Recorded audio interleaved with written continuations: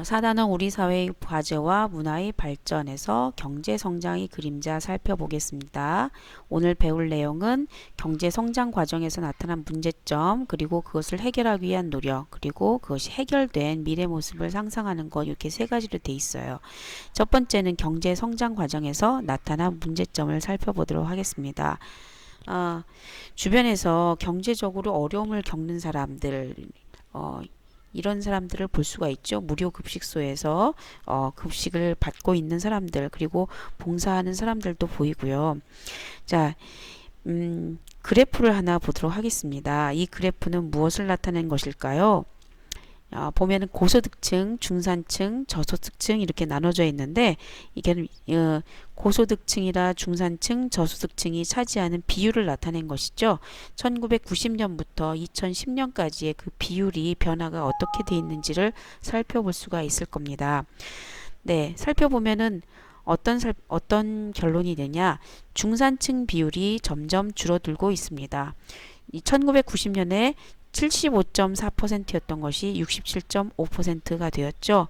그 반면에 고소득층은 또 약간 늘어났고요. 고소득층은 약간 늘어나고, 그리고 저소득층도 늘어나는 것을 볼 수 있습니다. 중산층은 줄어들고 고소득층과 저소득층이 많아졌다. 그거는 무엇을 말하는 거냐? 계층 간의 소득 격차가 커지고 있다는 것을 말하는 겁니다. 이걸 좀 어려운 말로 빈부격차가 커졌다라고 할 수가 있겠죠. 계층 간에 이렇게 소득 격차가 커지면 어떤 문제가 발생할까요? 경제적으로 어려운 사람은 점점 살기 어려워지고, 소득이 높은 사람은 점점 더 잘 살고, 그러니까 소득이 낮은 사람과 그리고 또 소득이 높은 사람 사이에 갈등이 생길 수가 있습니다. 자, 지금 보이는 사진은 여름철에 실내 실내 냉방 온도를 규제하는 것을 보여주는 것이죠. 지금 실내 온도가 27.3도입니다. 일반 건물의 여름철 실내 온도는 26도 이상으로 유지할 것을 권장을 하고 있지요. 자, 이런 것은 왜 그렇게 하는 것일까요? 바로 에너지 절약이죠. 에너지 절약을 유도하기 위해서 그렇게 하고 있습니다. 전기를 너무 많이 사용하게 되면 전기가 부족해지겠죠. 그럼 어떻게 됩니까? 대규모 정전 상태가 일어날 수 있습니다. 그것을 블랙아웃이라고 하는데요.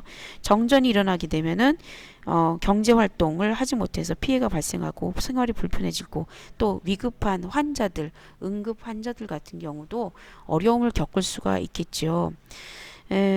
이렇게 자원이 부족해지는 현상, 얘는 자원 고갈의 문제점을 가지고 있습니다. 우린 경제 이렇게 성장하면서요. 다음 그림을 보도록 하겠습니다. 그림에서 첫 번째는 이거는 뭐라며 파업을 하는 것이죠. 파업. 첫 번째 그림이 설명하는 파업. 네, 일을 안 합니다. 근로자들이 일을 안 해요. 그 다음 두 번째 그림은 직장이 문을 닫았어요. 직장 폐쇄라고 합니다. 직장 폐쇄. 이거는 어떤 갈등을 말하는 것일까요? 바로 노사 갈등. 노자는 근로자 할 때 노자고요. 사자는 회사를 말하는 거죠. 노사 간의 갈등이 생깁니다. 이런 노사 간의 갈등으로 인해서 심해지면은 회사나 공장이 제대로 운영되지 않고, 그리고 문을 닫기도 하죠. 그렇게 되면은 근로자는 직장을 잃을 수도 있고요. 회사는 물건을 생산하지 못해 손해를 입을 수도 있죠.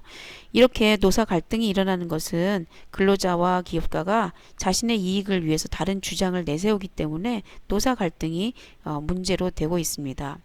그 이외의 문제들 생각해 보도록 할까요? 경제가 성장했지만 환경 문제 나왔고요. 그리고 물질 만능주의다. 이거는 물질 만능주의는 인간이 이렇게 본연의 가치를 상실하고 인간을 경시하고 오로지 무엇을 중시하는 풍조냐? 물질, 즉 돈, 이런 것을 중시하는 그런 주의. 그게 물질 만능주의가 되겠습니다. 또 어떤 것이 일어났느냐? 세대 간 갈등도 일어납니다. 개인마다 가치관이 형성되는 성장기가 달라서 서로 위에 세대, 할아버지 세대, 그리고 아버지 세대, 그리고 여러분들 세대 간에 갈등이 생기게 되고 가치관의 충돌이 일어나게 되죠. 이런 문제점을 가지고 있습니다. 그러면 이런 경제 성장 과정에서 나타난 문제점을 해결하기 위해서 어떤 노력을 하고 있는지 알아보도록 하겠습니다. 자, 첫 번째 빈부격차를 해결하는 거요. 잘 사는 사람들하고 뭐 잘 못 사는 사람들 사이에 빈부격차를 해결하기 위한 방법 뭘 할까요? 첫 번째는 경제적으로 어려운 사람을 일자리를 지원해 주는 겁니다. 일자리를 얻을 수 있을 때까지 이렇게 뭐 교육을 시킨다든가 생계비를 지원해 준다든가 그런 일자리 지원이 있겠고요. 그 다음에 생계비 지원, 경제적으로 어려움을 겪는 사람들에게 다달이 나라에서 국가에서 도움을 주고 있습니다. 생계비 지원을 하고요. 세 번째는 또한 양육비, 아이를 키우는 데 드는 양육비와 학비, 교육시키는 학비 등을 지원을 해주고 있죠. 그 예로 한 가지 바우처 제도라는 게 있어요. 바우처 복지 이용권 제도라는 것이 있는데 지금 보는 것은 문화누리 카드라고 되어 있습니다. 바우처 제도라는 것은 정부의 재정으로 바우처라는 이용권을 발행해서 저소득층을 지원하는 제도입니다. 말하자면은 경제적으로 어려운 사람들, 노인, 장애인, 산모, 뭐 아동 이런 사람들에게 이용권을 주어서 문화적인 것이라든가 또는 뭐 주택이라든가 이런 것들을 도움을 주는 그런 제도가 바우처 제도가 됩니다. 두 번째는 이제 자원 고갈 문제죠. 자원 고갈 문제로 해결 방법이 무엇이 있을까요? 지금 보이는 사진 있죠? 이게 어딥니까? 서울 N타워이죠? N타워에 불이 꺼졌어요. 이것은 무슨 행사를 말하는 거냐? 지구촌 불끄기 행사를 보여주는 그런 사진입니다.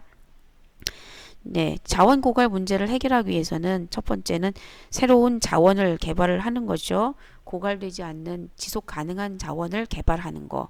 두 번째는 에너지를 절약하는 겁니다. 네. 그래서 세 번째는 대중교통을 이용하는 것도 자원 고갈 문제를 해결하는 방법이 될 수가 있겠죠. 그 다음에 노사 갈등을 해결하기 위해서는 어떻게 노력을 해야 될까요? 이거는 어떻게 할 수가 없어요. 국가에서 정부에서 중재를 해주고 기업과 근로자 간에 대화로서 풀어내는 방법밖에 없겠죠. 대화로 노사 합의를 통해서 노사 갈등을 해결하는 방법이 있겠습니다. 자, 경제 성장 과정에서 나타난 문제가 해결된 미래의 모습을 다음 시간에 여러분들이 이렇게 신문으로 만들어 보도록 할 겁니다. 이런 문제들, 빈부격차 문제들, 그리고 자원 고갈 문제, 그리고 노사 갈등이 해결된 그런 세상은 어떤 세상일까를 여러분들이 집에서 생각을 해보고요. 이런 형식으로 미래신문을 꾸미도록 하겠습니다. 주요 뉴스, 미래 가상 뉴스를 생각해보고 친환경 뭐 에너지는 어떤 것이 개발되었다라든가 이런 것들을 생각해보고 그리고 함께 잘 사는 사회를 위해서 어떻게 해야 되나 노사합의 이룬 발전 뭐 이렇게 해서 여러분들이 광고까지 이런 게 넣어주고 신문을 꾸며보도록 할 거예요. 자, 오늘 과제 첫 번째는 질문 댓글 달기고요. 그 다음에 두 번째는 미래 모습을 상상해 오는 것입니다. 경제 성장 과정에서 나타난 문제가 해결된 우리 사회의 미래의 모습을 상상해 오는 거, 미래 신문을 만들 준비를 할 거예요. 다음 시간에는 우리 사회의 과제와 문화의 발전 두 번째, 우리 사회의 오늘과 내일에 대해서 알아보도록 하겠습니다. 수고하셨습니다.